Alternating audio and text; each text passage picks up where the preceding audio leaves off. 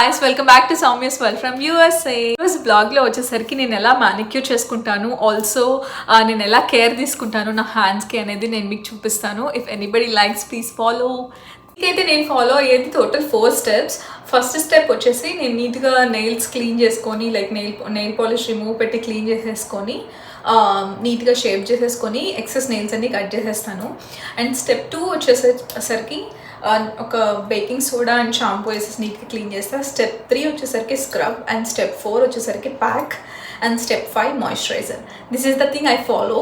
I just first వచ్చేసరికి nail polish remover and cotton and nail cutter, also shaper ఇవి తీసుకుంటున్నా.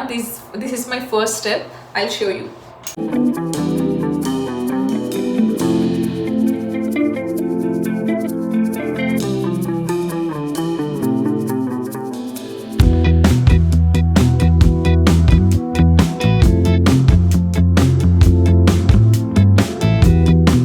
Step 2 వచ్చేసరికి bowl తీసుకొని బౌల్లో హాట్ వాటర్ తీసుకొని దీంట్లో కొంచెం బేకింగ్ సోడా అండ్ కొంచెం ఏదైనా షాంపూ కానీ లేకపోతే ఎనీథింగ్ బాడీ వాష్ కానీ వేసుకోవడం. సో నెయిల్స్ అయితే ఇలా షేప్ చేసేసుకున్నాను.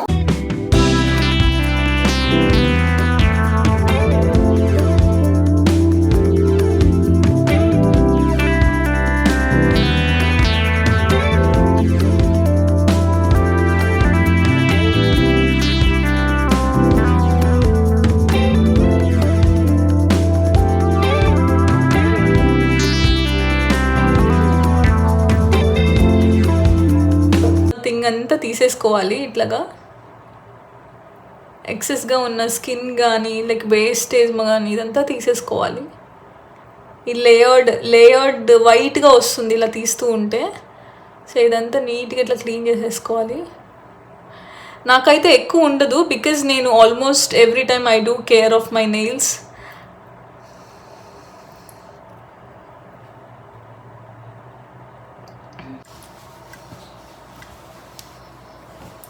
వచ్చేసరికి స్క్రబ్ అనమాట. ఇప్పుడు స్క్రబ్ ప్రిపేర్ చేసుకుంటున్నా. కొంచెం ఒక స్పూన్ ఆఫ్ బేసన్ తీసుకుంటున్నాను. ఇది శనగపిండి తీసుకొని పచ్చి పాలు పోస్తున్నాను. ఒక స్పూన్ ఆఫ్ పచ్చి పాలు పోస్తున్నా. మిక్స్ చేసేసుకుందాం. సో బేసన్ అండ్ పచ్చి పాలు స్క్రబ్ కోసం నీట్గా అప్లై చేసేసుకుంటున్నా.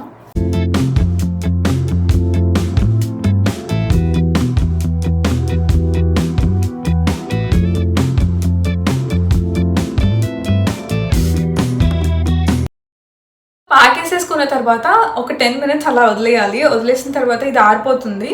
ఆరిపోయిన తర్వాత దీన్ని నీట్గా ఇట్లాగా స్క్రబ్ చేసుకుంటూ ఉండాలి. స్క్రబ్ చేసుకుంటే ఇది మొత్తం వచ్చేస్తుంది. తర్వాత వాష్ చేసేసుకోవడమే.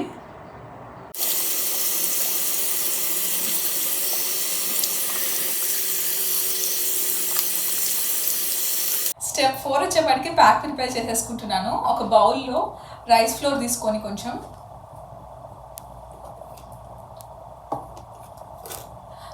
పసుపు తీసుకుంటున్నాను. రైస్ ఫ్లోర్ అండ్ పసుపు,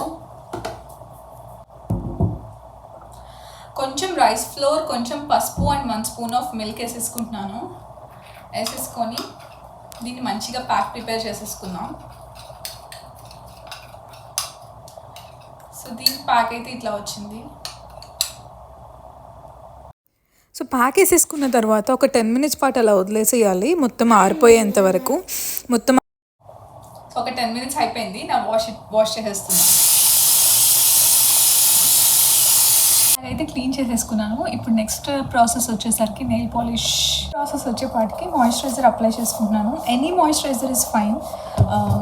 ఇదే అప్లై చేయాలని ఏం లేదు. Any moisturiser is fine.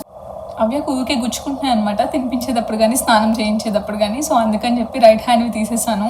Only left hand వరకు పెంచుకుంటున్నాను.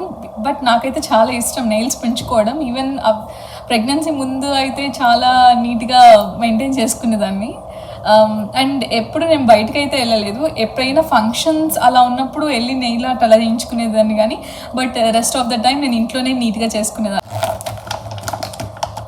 ఇది పెద్ద టాస్క్ నాకు, ఏ కలర్ నెయిల్ పాలిష్ చేసుకోవాలి అనేది. ఎక్కువ నాకు లైట్ కలర్సే ఇష్టం. ఈరోజు అయితే ఈ కలర్ వేద్దాం అనుకుంటున్నాను. వేసాక మీకు చూపిస్తాను.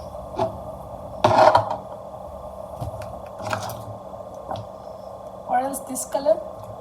ఇదేద్దామా ఇదేద్దామా? Both are almost same.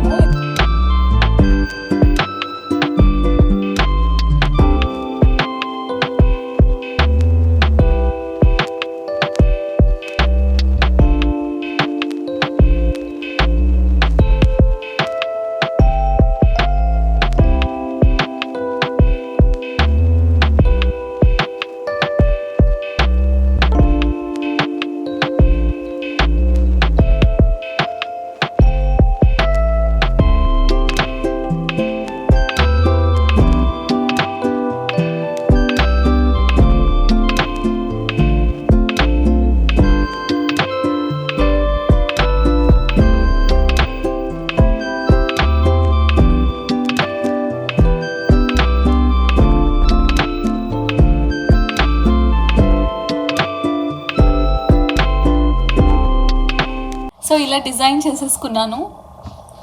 ఇది కొంచెం డ్రై అయిపోయిన తర్వాత దిస్ నెయిల్ పెయింట్. ఫైనలీ ఈ ట్రాన్స్పరెంట్ నెయిల్ పెయింట్ వేసేసుకుంటున్నాను. దీనివల్ల ఏమవుతుందంటే నెయిల్ పాలిష్ ఇంకా బ్రైట్గా కనిపిస్తుంది, ఆల్సో కొంచెం లాంగ్ లాస్టింగ్ ఉంటుంది. వేరే ఎక్విప్మెంట్ ఏం వాడలేదు, జస్ట్ ఒక స్లైడ్ తీసుకొని స్లైడ్తో చేసేసాను ఆల్ థింగ్స్. యా ఇట్లాగైతే మీకు కనుక ఇది నచ్చినట్టయితే చెప్పండి, ఇంకొక వ్లాగ్ చేస్తాను విత్ డిఫరెంట్ డిజైన్. వామ్మో, స్నో స్ట్రోమ్ అయిపోయి ఆల్మోస్ట్ 2 days అయింది, అయినా సరే స్నో ఇంకా పోలేదు, కార్ మొత్తం పట్టేసింది. యా అద్దం పగిలిపోయింది అని భయం వస్తుంది. జాగ్రత్తగా చూడు. ఏంటి బాబు, ఊరికే కాలేస్తే జారిపోతుంది. ఎలాంటి స్నోలో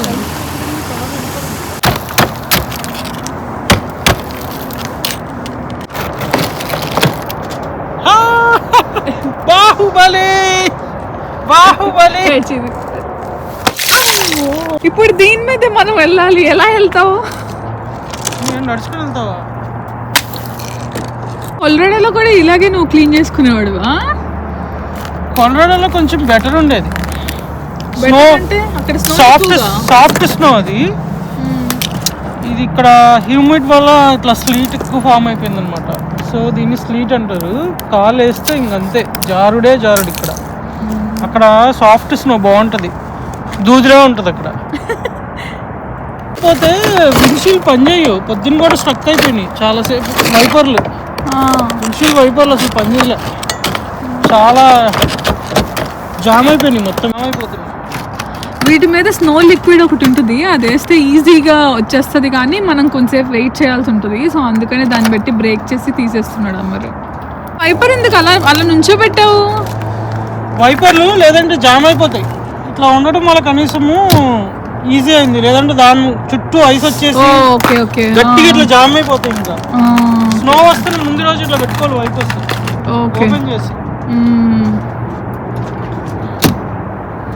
చేతులు గట్టగట్టేసి ఫుల్ హీటర్ ఆన్ చేసి ఒక్క 2 నిమిషాలు ఆగి స్టార్ట్ అవుద్దాం. ఓకే, చేతులు హాట్ చేసుకొని. ఓకే. హే గాయ్స్, ఇప్పుడైతే బయటికి వెళ్దాం అనుకుంటున్నాం ఏమైనా తినడానికి. మార్నింగ్ కూడా సరిగ్గా ఏం తినలేదు, చాలా లైట్గా తిన్నాము. సో అందుకని చాలా ఆకలిగా ఉంది, ఏమైనా తిందామని బయటకు వెళ్తున్నాం. డిన్నర్ చేయడానికైతే బఫెలో వైల్డ్ వింగ్స్ వెళ్ళాము. మేము last time almost 1 year ago వెళ్ళాము, మళ్ళీ ఇప్పుడు వెళ్తున్నాం. హే గాయ్స్, మేము బఫెలో వైల్డ్ వింగ్స్కి వచ్చాము తినడానికి.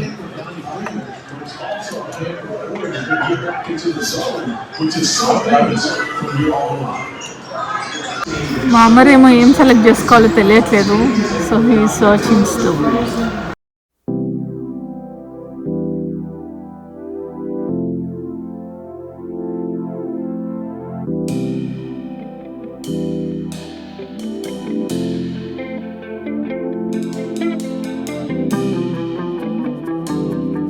డ్రింక్స్ వచ్చేసాయి. బాగుందా?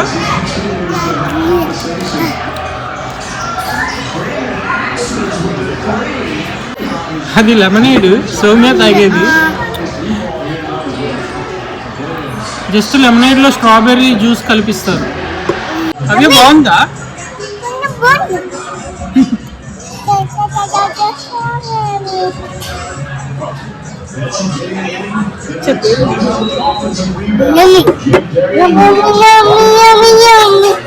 నేనైతే స్ట్రాబెర్రీ లెమనేడ్ ఆర్డర్ చేసుకున్నాను, బాగుంది.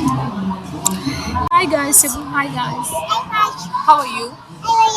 ఏం చేస్తున్నారు? నాన్న ఎందుకు ఈరోజు సడన్ గా బఫలో వైల్డ్ వింగ్స్ తీసుకొచ్చా? ఇది వీక్ డే కదా, ట్యూస్డే కదా. యాక్చువల్లీ ఇది లైక్ నాస్టాలజియా ఫీలింగ్ అనమాట. ఎప్పుడు ఎవ్రీ ట్యూస్డే నాకు క్లాస్ ఉండేది కాలేజ్ మాస్టర్స్ లో ఉన్నప్పుడు. సో మేము ఏం చేసేవాళ్ళమంటే, నేను 2-3 ఫ్రెండ్స్ ఉండేవాళ్ళము, మొత్తం 5 మెంబర్స్ గ్యాంగ్ లాగా ఫామ్ అయ్యి $20 మీ సేవ్ చేసుకునేవాళ్ళం. ఎందుకు? Why only on Tuesday? Tuesday offer ఉండదు. ట్యూస్డే ఆఫర్ ఉండేది, నాకు క్లాస్ ఉండేది, అట్లా కనెక్ట్ అయ్యేవాళ్ళం మేము బఫలో వైల్డ్ వింగ్స్ కి. నేను 1.5 year 1 year పైనే ఎవ్రీ ట్యూస్డే బఫలో వింగ్స్కి వెళ్ళాను. 1 year. అసలు ఆ మెన్యూలో ఏముంటాయి కూడా నాకు మొత్తం తెలుసు. కళ్ళు మూసుకొని చెప్పేస్తుంటది ఇవి బాగుంటాయి ఇవి బాగోవని. $20 అప్పుడు వింగ్స్ వన్ ప్లేట్ వింగ్స్ కొంటే ట్రెడిషనల్ వింగ్స్ ఇంకో 1 plate ఫ్రీ ఇచ్చేవాడు. $3.99 $4.99. ఇద్దరు వెళ్తే మంచిగా తినొచ్చేమో. బిల్ ఎంత అనుకున్నావు అప్పుడు? $1.99 ఒకటి ఉండేది, అంటే $1.99. $1.99 అంటే $2 కి బీరు. అది హ్యాపీ అవర్స్ లోనే దొరికింది. మామూలుగా అయితే అది $4. ట్యూస్డే కూడా హ్యాపీ అవర్స్ ఉండేవి. సో దట్టు కొలరాడో మంచి చల్లగా ఉండేది. మా క్లాస్ 2:30కి అయిపోయేది. సో హ్యాపీ అవర్స్ కూడా అదే టైం స్టార్ట్ అయ్యి 3 to 6 ఏదో ఉండేది. ఆ టైంకి వెళ్ళి $20 ఉండేవి అందరి దగ్గర, ఎక్కువ కూడా ఉండేవి కాదు. అందరి దగ్గర 20, ఒక్కొక్క దగ్గర 20 కూడా ఉండేవి కాదు. మిగతా వాళ్ళు అట్లా కాంపన్సేట్ చేసి అట్లా ఏదో చేసేసుకొని అట్లా బిల్లు కట్టేవాళ్ళము. టిప్ కూడా ఇచ్చేవాళ్ళం అంట టాప్ ఆఫ్ దట్. మళ్ళీ $20 లో ఏంటి, $16 తినాలి ఏదైనా, $4 టిప్ వదిలేయాలనే కాన్సెప్ట్ లో మేము ఇచ్చేసేవాళ్ళం అట్లాగా. సో ఎవరైనా 16 అయిందంటే ఇంకా ఆపేసేవాళ్ళం బీర్లు కానీ. వింగ్స్ ఏంటి, $5 పెట్టుకుంటే 6 wings వచ్చాయి. 5 wings ఇచ్చేవాడు అప్పుడు. 5కి 5 wings ఇచ్చేవాడు ఫ్రీగా. $4 కి. అంటే $4 కి టోటల్ 5 + 5 10 wings వచ్చాయి. $4.99 ఎంత ఉండే, అంతే, డెడ్ చీప్. ఇప్పుడు $10 అయింది అది. సో మేము $10 వింగ్స్ చెప్పుకునేవాళ్ళం పర్ హెడ్. అంతే, 2017 లో అయిపోయింది. ఏంటి, $10 కి 20 wings వచ్చాయి పర్ హెడ్. ఆ 20 wings తిని per head like $2 beer. 4 beers తాగేవాళ్ళు. ఇంత బీరు 22 ounce బీరు సంథింగ్. ఇది ఇట్స్ ఆల్మోస్ట్ ఇండియాలో పెద్ద బీర్ అంటారు కదా, దాంతో పోల్చుకుంటే కొంచెం తక్కువ. ఈ ఒక 4 బీర్లు తాగి 20 wings తినేవాళ్ళం. అంటే బ్రేక్ఫాస్ట్లు ఉండే కాదు, లంచ్లు ఉండే కాదు, డిన్నర్లు ఉండే కాదు మాకు అప్పుడు. ఇంకా ఆ రోజు డ్రైవింగ్ ఎలా చేసేవారు? మా ఫ్రెండ్ వాళ్ళ రూమ్ పక్కనే, అపార్ట్మెంట్ పక్కనే. ట్యూస్డే వచ్చిందంటే నేను ఇంకా ఆ అపార్ట్మెంట్ నుండి ఇంకా అక్కడే ఉండేవాడిని. ట్యూస్డే ఎప్పుడు ట్యూస్డే మార్నింగ్ 9కి స్టార్ట్ అయ్యేవాడిని. నిదానంగా మెక్డానల్డ్స్కి వెళ్ళేవాడిని. ఫస్ట్ శాండ్విచ్ తీసుకునేవాడిని, తినేవాడిని. కాలేజ్కి వెళ్ళే దారిలో మెక్డానల్డ్స్ ఉండేది, అక్కడ తినేసేసి ఇంకా బయలుదేరేవాడిని క్లాస్కి. నా క్లాస్ ఏంటి, ట్యూస్డేనే 2 క్లాసులు పెట్టుకునేవాడిని. మా ఫ్రెండ్స్ ఒక్కొక్క క్లాసే పెట్టుకునేవాళ్ళు. నాకు బుర్ర వాసిపోయేది 2 క్లాసులకి. ఇని ఎందుకంటే ఒక్కొక్క క్లాసు 1 hour 45 minutes క్లాసులు అయ్యి. అంటే అది సినిమా కన్నా ఘోరం. ఒక బాహుబలి సినిమా చూసినట్టే. ఒక 2 క్లాసుల్లో కూర్చుంటే నాకు బ్యాక్ నొప్పి వచ్చేది. కూర్చొని అసలు దట్టు అసైన్మెంట్ ఉండేవి, అవి చేసుకొని వెళ్ళి ఒక్కొక్కసారి ప్రెజెంటేషన్ ఉండేది. అసలు బాగుండేది యాక్చువల్లీ. ఈ ప్లేస్ కొంచెం తేడాగా ఉందని చెప్పి అమర్ బయటికి వెళ్ళి కారు ఉద్వలేదో చూసుకుంటున్నాడు. ఆ పక్కనే వేప్ షాప్ ఉందన్నమాట. సో అమెరికన్ పకోడీ వచ్చింది. కాదులేండి ఫ్రెండ్స్, ఇట్స్ ఆనియన్ రింగ్స్. ఇది అమెరికన్ పకోడీ ఇండియన్స్కి అయితే. ఆనియన్ రింగ్స్ నాకు ఎక్కడ ఏ రెస్టారెంట్కి వెళ్ళినా ఫస్ట్ ఆనియన్ రింగ్స్ ఆర్డర్ చేస్తాను, because it's my favourite. Rings వచ్చాయి మొత్తానికి. అన్న ఈ సిలరీ క్యారెట్ ఎందుకు పెడతారు? యాక్చువల్లీ ఆయిల్లో బాగా ఫ్రై చేస్తారు కదా, ఇది ఆయిల్ ఫుడ్ కదా, ఇది ఫైబర్, సో అది బ్యాలెన్స్ చేసిద్ది కొంచెం.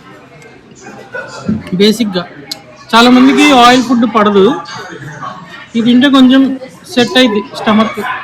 ఎస్పెషల్లీ నాలాంటి వాళ్ళకి అయితే ఇంకా హ్యాపీ నేనైతే.